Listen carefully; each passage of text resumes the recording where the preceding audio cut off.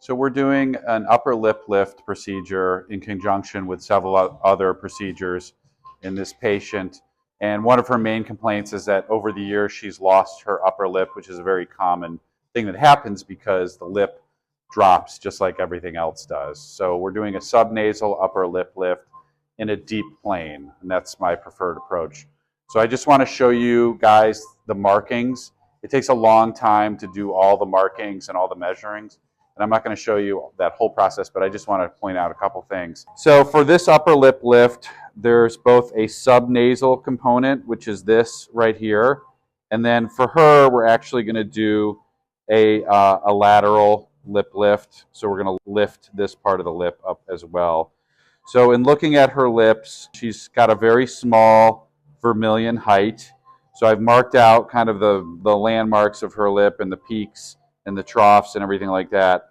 And then we spend a lot of time in this area, okay? And what a lot of people don't realize is that the excision, the amount here is not so important as what you leave behind here, okay? So we first have marked the upper part of the incision for the upper lip lift, and then we spent a lot of time using this instrument, which is a caliper, to kind of look at the length of what we're leaving behind. So this is the most important part right here to measure. So all these measurements that we've done using this caliper are important because this is what's left behind, and this is the skin between the nose and the lip. So this will determine where all of these important landmarks fall in the end result. So that's what I want to point out is all these have been marked out, even to this distance right here of the lateral lip lift, okay?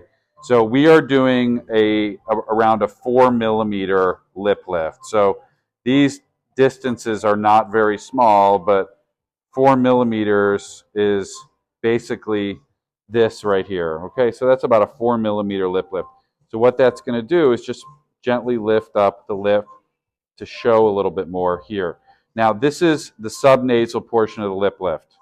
Okay, what you see is that's going to do a really good job for this central part of the lip, but not such a great job out here. All right, so for her, we're actually going to do a very conservative lateral lip lift where we lift the outside as well, and we'll hide that incision.